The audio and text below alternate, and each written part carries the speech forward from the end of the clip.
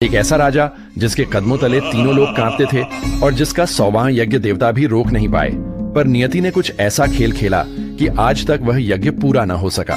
कहानी है दैत्यराज बलि की। बलि ने तप और यज्ञ के बल पर वो कर दिखाया जो आज तक किसी दैत्य ने नहीं किया था। उसने स्वर्ग छीन लिया और देवताओं को भगा दिया।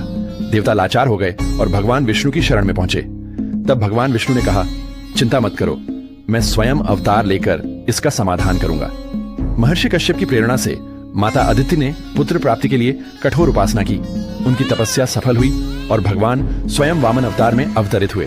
बड़े होने पर उनके पिता महर्षि द्वारा उनका उपनयन किया गया।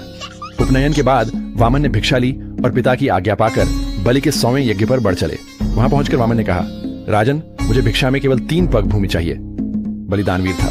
बलि ने कहा, मेरे द्वार पर आया कोई खाली हाथ नहीं जाएगा, और भूमि दान करने का वचन दे दिया। तभी हुआ सबसे बड़ा चमत्कार। वामन ने अपना रूप बदल लिया। उनका शरीर आकाश को छूने लगा। उनके पैरों से धरती हिलने लगी। उन्होंने एक पग में स्वर्गलोक नाप लिया, दूसरे पग में पृथ्वीलोक और तीसरे पग के लिए स्थान ही नहीं बचा। तब बलि मुस्कुराया और बोला, प्रभु, तीसरा पग मेरे सिर पर रख दीजिए। वामन ने पग रखा और उसी क्षण बलि पाताल लोक में चले गए। लेकिन यही बलि की महानता थी। भगवान विष्णु प्रसन्न होकर उन्हें अमृत का वरदान दिया और वचन दिया कि वे स्वयं उसके द्वारपाल बनकर पाताल लोक में निवास करेंगे।